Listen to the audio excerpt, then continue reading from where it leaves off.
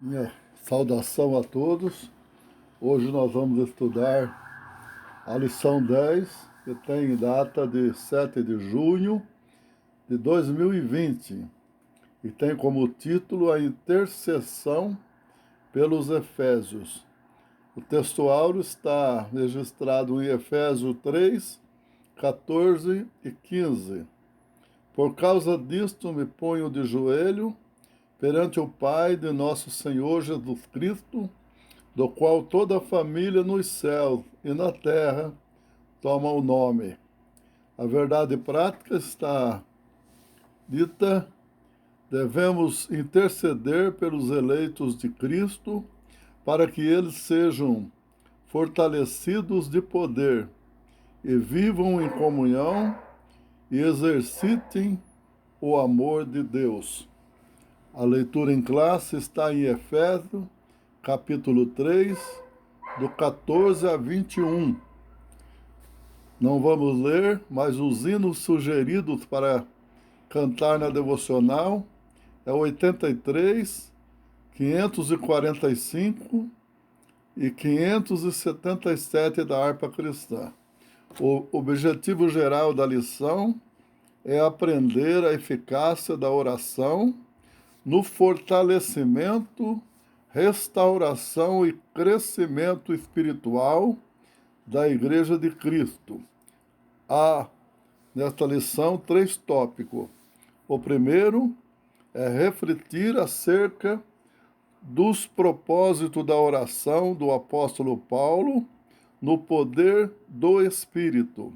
Segundo, destacar a necessidade da Igreja estar arraigada e fundada no amor de Deus. Terceiro, conscientizar de que Deus é capaz de fazer muito além do que pedimos. A nossa introdução está dita como: após revelar o mistério oculto e todas as suas dádivas, o apóstolo Paulo passa a orar em favor da Igreja de Cristo.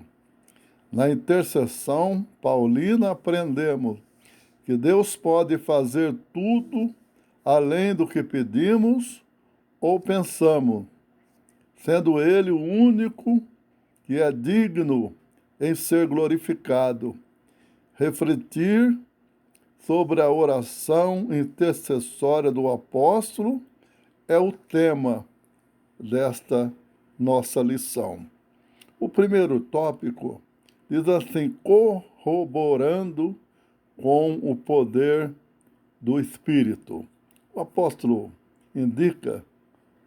inicia sua oração ao Senhor como um pedido duplo: o poder do Espírito no interior do homem e a presença de Cristo no coração dos crentes.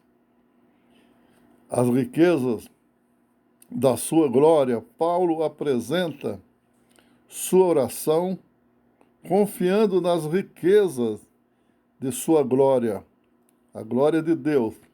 O apóstolo já havia declarado que Deus é o Pai da glória.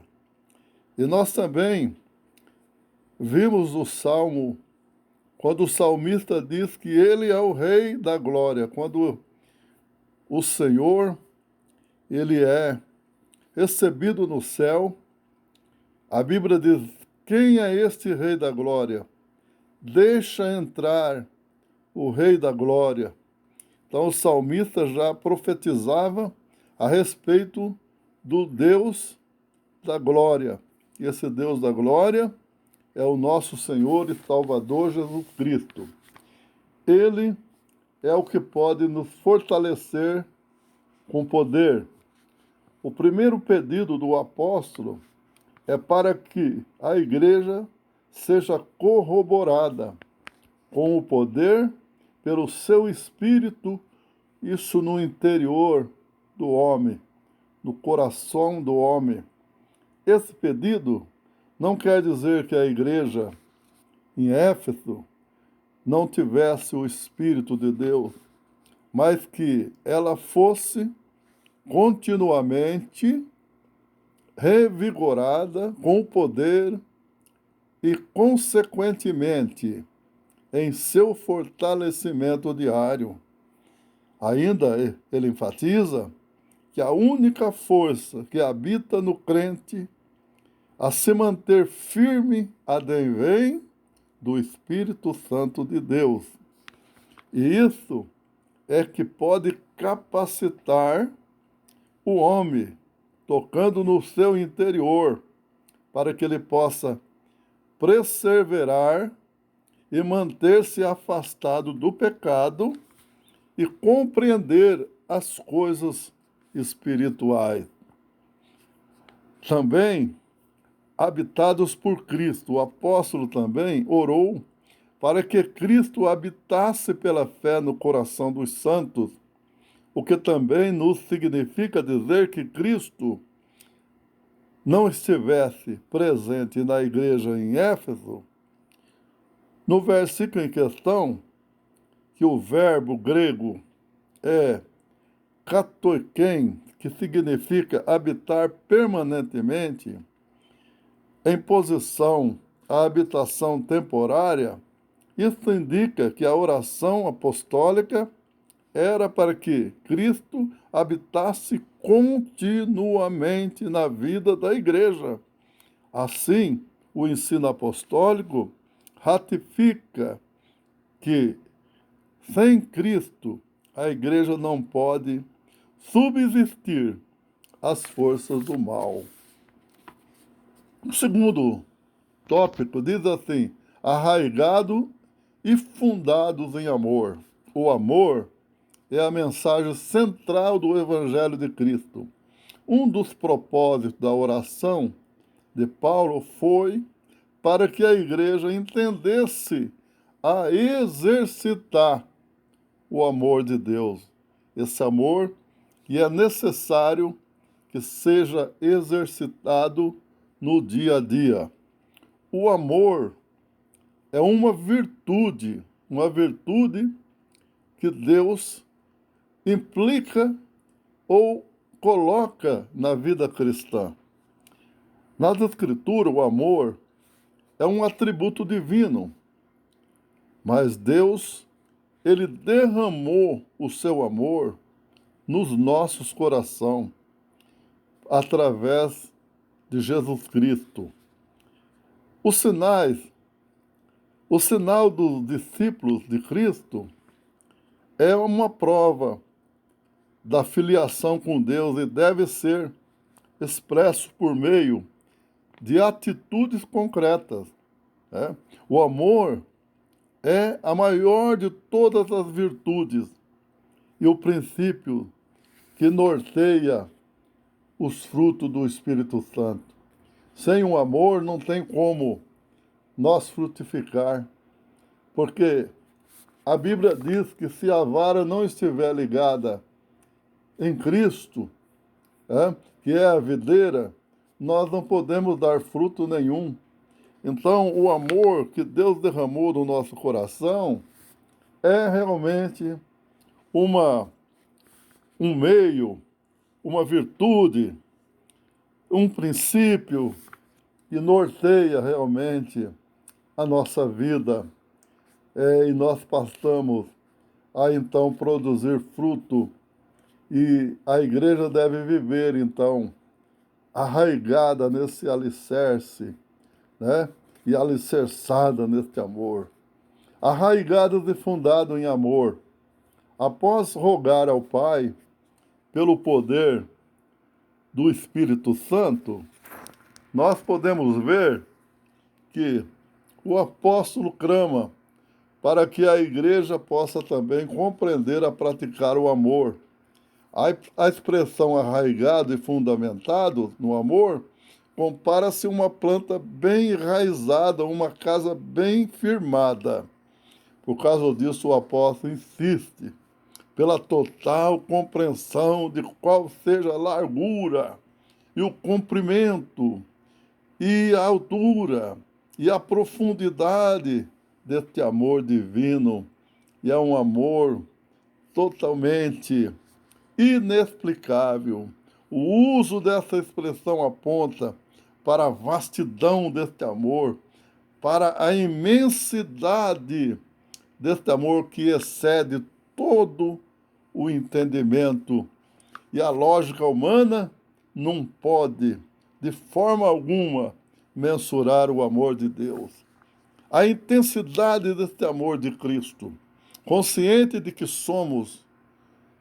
somente o Espírito pode fazer entender e experimentar a grandeza do amor de Deus. Paulo pede para que os crentes conheçam a intensidade do amor de Cristo.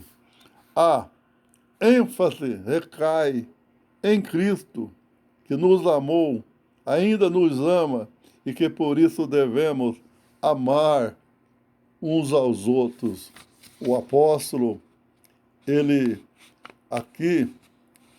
sabe que os esforços humanos não podem atingir essa meta. Assim, nós precisamos de oração para que possamos ser cheios da plenitude deste amor. O terceiro tópico diz: a bênção de Deus excede o pensamento humano. Em sua audácia e intercessão em favor da igreja, o apóstolo ensina que Deus é capaz de fazer muito mais além daquilo que nós pedimos e que o eterno deve ser glorificado para sempre, porque a dimensão das bênçãos divinas é muito grande.